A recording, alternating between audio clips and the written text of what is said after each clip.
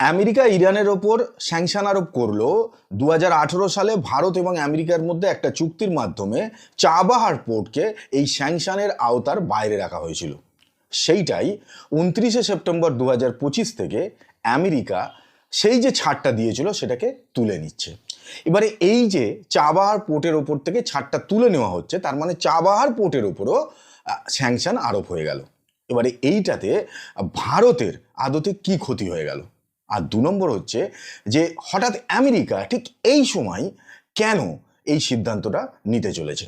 প্রথমে আসি যে ভারতের কি ক্ষতি হলো। ভারত এই চাবাহার পোর্টকে নিয়ে বহুদিন ধরে কাজ করার চেষ্টা করছে। 2003 থেকেই এই চেষ্টা চলছে। সেই সময় অটল বিহারী বাজপেয়ীজি তিনি এর উদ্যোগ নিয়েছিলেন, কিন্তু তারপরে আমেরিকা ইরানের ওপর স্যাংশন আরোপ করে, ফলে মোটামুটিভাবে কথাবার্তা আর এগোয় না।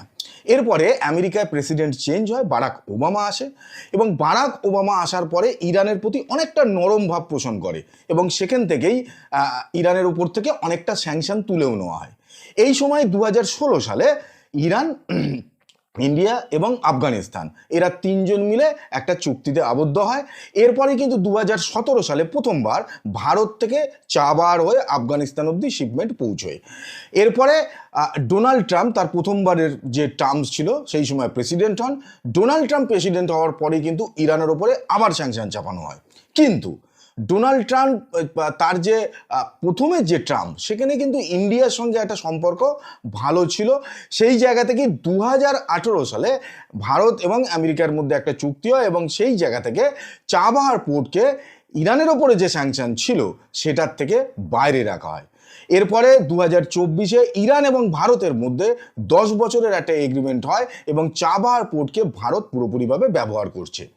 এবারে এই যে চাবাহার পোর্টকে ব্যবহার করার ক্ষেত্রে ইন্ডিয়ার যেটা প্রসপেক্টিভ সেটা হচ্ছে যে একদিকে ডাইরেক্ট ইরান থেকে আফগানিস্তান তো যাবেই, ট্রেড করা যাবে, তার সাথে সাথে মধ্য এশিয়ার যে সমস্ত দেশগুলো যেমন কিজিকিস্তান, কার্গিজিস্তান, উজবেকিস্তান, এই সমস্ত দেশগুলোর সঙ্গে পুরো পথ খুলে যাবে ভারতের ট্রেডের। আর তার সাথে ভারত এবং রাশিয়া যেটার উপরে কাজ করছে, যে নর্থ ইস্ট ইকোনমিক করিডোর, যেটা একদম ভারত থেকে ইরান হয়ে ডাইরেক্ট রাশিয়া অবধি পৌঁছবে, মানে এবং একটা রিসেন্টলি একটা শিপমেন্ট রাশিয়া থেকে এসেছে, যে রাশিয়া থেকে রেলপথে ইরান অবধি পৌঁছেছে এবং তারপরে ইরানের চাবাহার পোর্ট থেকে ভারত অবধি পৌঁছেছে। এইটা কিন্তু ভারতের জন্য আপাতত ব্লক হতে চলেছে, যদিও আগামী দিনে ভারত এর বিরুদ্ধে কি সিদ্ধান্ত নয়, সেই স্যাংশনকে আদৌ কি ভারত মানে নাকি মানবে না, এই জায়গাটা কিন্তু ভারতের এখনো কি সিদ্ধান্ত নেবে সেই জায়গাটা দেখার আছে।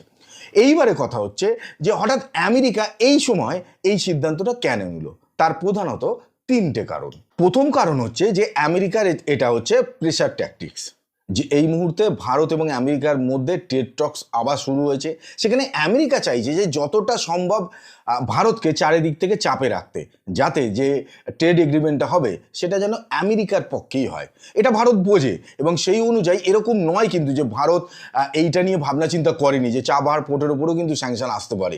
ফলে ভারত এইগুলো ভেবেই আমেরিকার সঙ্গে যে ট্যাসেল, আমেরিকার কথা যে না শোনা, সেই সিদ্ধান্ত কিন্তু নিয়েছে। ফলে এই ক্ষেত্রে আমাদের খুব একটা কিছু চিন্তা করার নেই। তার কারণ হচ্ছে ভারত সরকার নিশ্চয়ই এই বিষয়গুলো ওয়ার্কআউট করে রেখেছে যে এর বদলে কি করা হবে। এগুলো একেবারে আননোন হঠাৎ করে ভারতের উপর চলে আসছে সেটা কিন্তু নয় বলেই আমার মনে হয়। এইবারে আসি যে 2 নম্বর কারণ।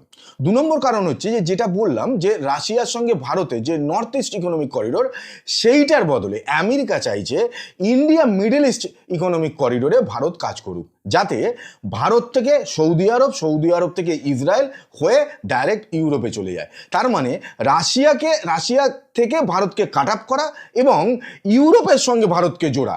ভারতকে কাট আপ করে দিতে ডোনাল্ড ট্রাম্প কিন্তু চাইছে না, ভারতকে রাশিয়ার থেকে কাট আপ করে ইউরোপের সঙ্গে জুড়তে চাইছে, যাতে ভারত আগামী দিনে ইউরোপ এবং আমেরিকার উপরে অন্তত কিছুটা নির্ভরশীল থাকে, যাতে আজকে ভারত আমেরিকার সঙ্গে যে একেবারে বিপরীত মেরুতে অবস্থান করছে সেটা আগামী দিনে ভারত না করতে পারে।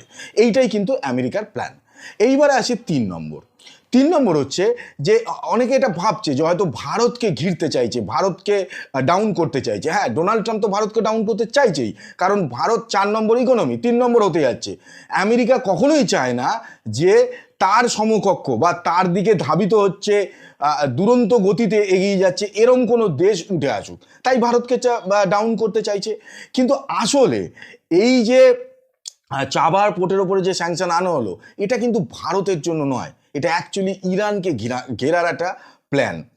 একদিকে পাকিস্তানকে আমেরিকা পুরো কিনে নিয়েছে, তার সঙ্গে সম্পর্ক ভালো, সেটা কিন্তু ইরানের জন্য। এইবারে আফগানিস্তানের যে বাগরাম এয়ারবেস আছে, সেইটাকেও কিন্তু ডোনাল্ড ট্রাম্প ঘোষণা করে বসে আছে যে ওইটাও তার লাগবে।